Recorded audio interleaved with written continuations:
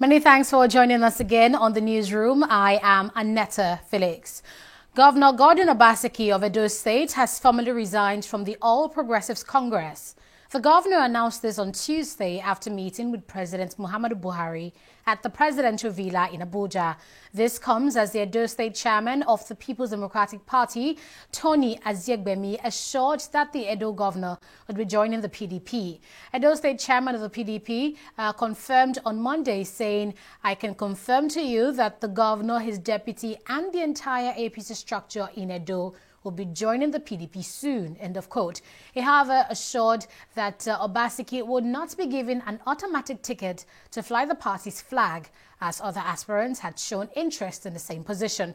Obaseki was disqualified from contesting the governorship primary of the All Progressives Congress slated for June 22nd. The PDP has fixed its governorship primary for June 19th and 20th. Meanwhile, the All Progressives Congress APC National Chairman Adams Oshiomhole has cleared the air over the disqualification of the incumbent Governor Gordon Obaseki from running for the forthcoming September governorship election in the state. Oshiomhole made this known while briefing reporters after meeting with the Chief of Staff to the President, Professor Ibrahim Gambari, alongside members of the party's National Working Committee. Our party is not a party of big men. It is governed by rules. Both the small and the big are subjected to that rule. I'm sure you will agree that our president led by example when we conducted direct primaries in the last presidential election, and we still went to the Eagle Square for affirmation.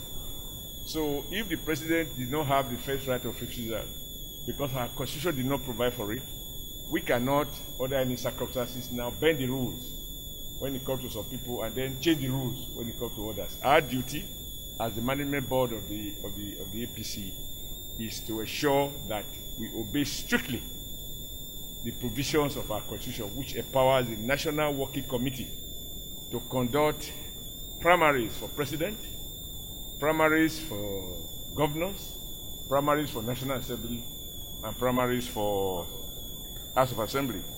You saw last week that PDP conducted world congresses to elect their delegates that will go to the stadium.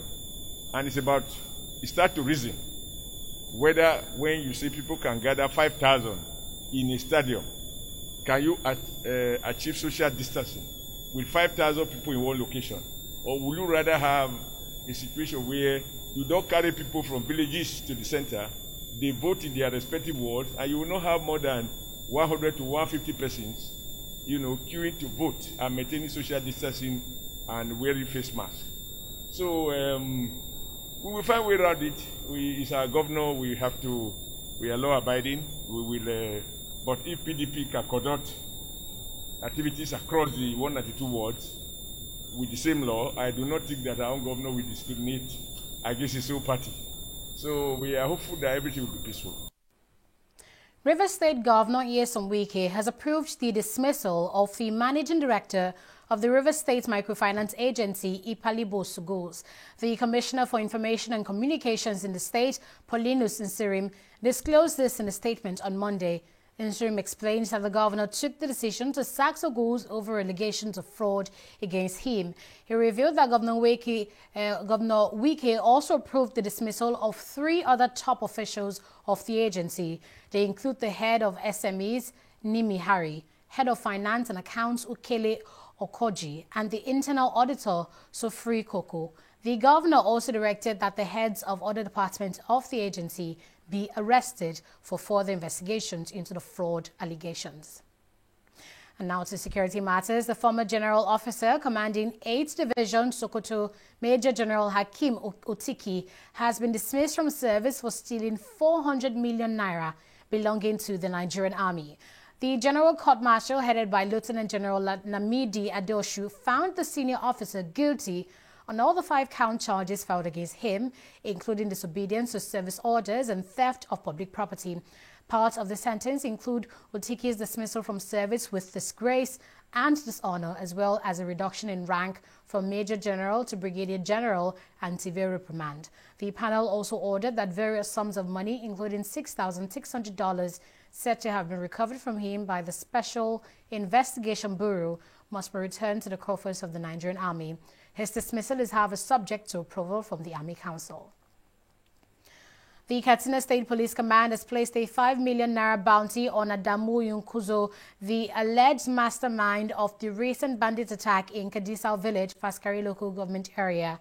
The State Commissioner of Police, Sanusi Buba, announced the bounty at the police headquarters in Katsina while parading some suspects recently arrested by the command.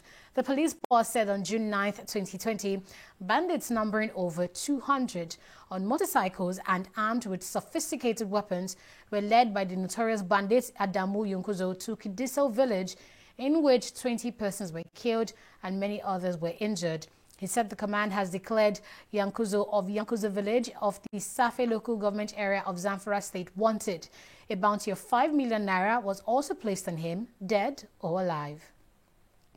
The European Union has condemned the latest attacks on communities and villages in the northern part of the country. In a joint statement on Tuesday by the Vice President, Joseph Borrell, and Commissioner for Crisis Management, Janez Lenasik, it noted that the situation has worsened recently. According to the statement, attacks, abductions, and killings of civilians by armed groups in northern Nigeria have led to the death of over 160 people, including 130 civilians since May 28th. The EU stressed that international humanitarian law must be safeguarded and respected by all members to the conflict in Nigeria and elsewhere.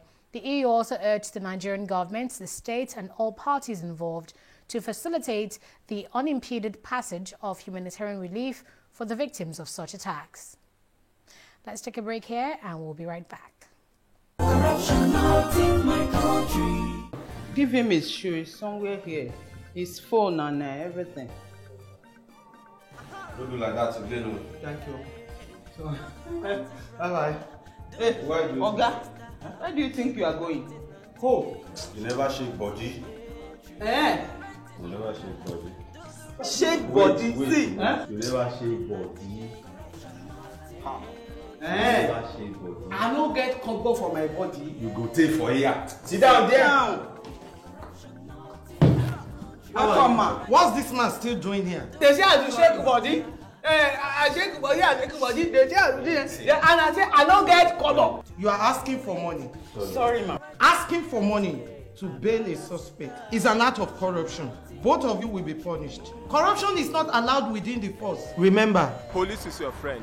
Giving and taking bribe is wrong. corruption not in my country. Stop corruption now. Corruption not in my country.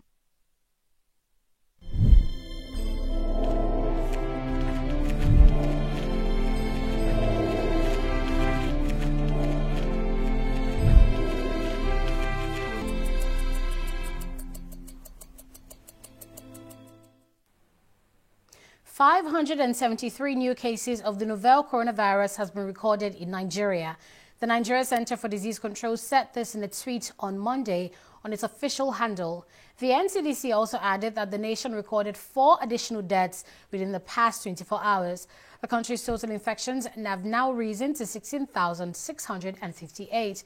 Lagos State reported the highest number of cases with 216 new infections, and Rivers followed second with 103 new cases. Of the number confirmed, the NCDC stated that 5,349 persons have been discharged. More testing laboratories will be created for states that are currently lagging behind in its testing capacity for COVID-19. Osage Ehanire, Minister of Health, said this at a recent briefing by the PTF in Abuja. Ehanire revealed that the states which will be benefiting from the new laboratories include Cross Rivers and Kogi State. Efforts are ongoing to increase the number of laboratories, and with priority given to states which presently do not have a laboratory with PCR capability, and these will include Cross River and Kogi states. We plan to be able to engage Kogi State in a similar manner within the next few days. An arrangement has been reached to send such a collaborative team to Cross River State in the next few days to complement the work of the state government there. Apart from fighting COVID-19, the state government is also engaged in border patrol work because of the border they share with Cameroon and the unrest on that side of the border. Bolivians have destroyed multiple telecoms masts over fears that 5G technology could transmit coronavirus, even though the South American country does not yet have 5G wireless infrastructure. Local police chief Franklin Villazon said 4 communications towers were destroyed in Yapacani near the city of Santa Cruz. He said the force is overwhelmed by the incident and likened it to a terrorist attack. The villagers had previously held protests demanding the mayor take down the mast over fears that it could spread COVID-19. Conspiracy theories say electromagnetic radiation causes the symptoms of COVID-19 and not a virus, an idea that has since been debunked by scientists. Bolivia has reported more than 19,000 coronavirus cases, including 632 deaths. We'll take a break here and return with more stories on sports and more.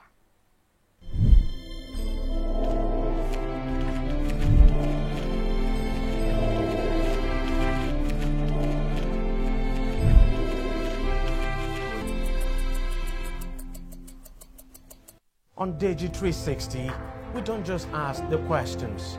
What is wrong with amending the Constitution the way the National Assembly members have been doing it? We seek answers. Constitution is constituent. Our problem is not lack of laws. Our problem is lack of the willpower to implement our laws. Answers that provide clarity. While we negotiate, we should try to make it a point that the girls must be complete. The clarity you need to make informed judgment so that you can make the right decision and take action. People are saying it is you politicians that are responsible for this, that you are the reason why this is happening. All these dullards that call themselves governors in this country? I wish we had people like Tony at the National Assembly. God forbid that I go to join that band. Digi 360, providing clarity to issues.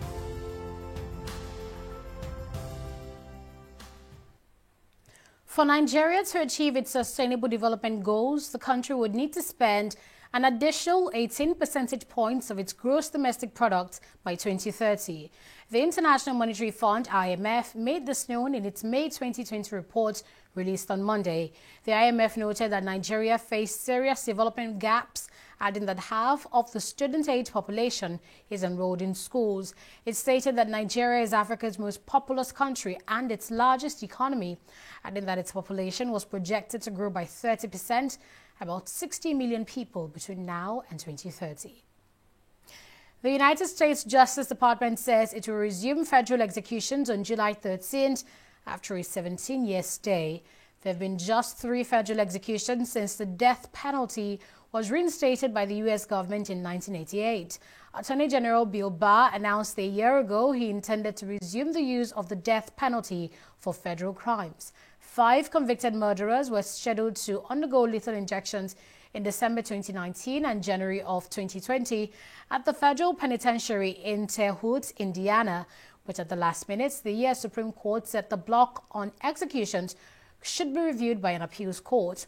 In April, an appeals court in Washington approved the use of pentobarbital for lethal injections, and Barr ordered that new execution dates be set for 4 of the 5 convicts. Let's now talk sports, as Arsenal's winger Bukayo Saka has been nominated for the 2020 Golden Boy Award. The 18-year-old, who was nominated alongside his Arsenal teammate Gabriel Martinelli, has been one of the outstanding players for the Gunners this season. So far this season, he's recorded 3 goals, provided 9 assists in 30 appearances in all competitions. Other Premier League youngsters who made the list are Manchester United, Mason Greenwood, Callum Hudson-Odoi of Chelsea, and Manchester City's Phil Foden. And that's it at this time on the newsroom. Thank you for watching.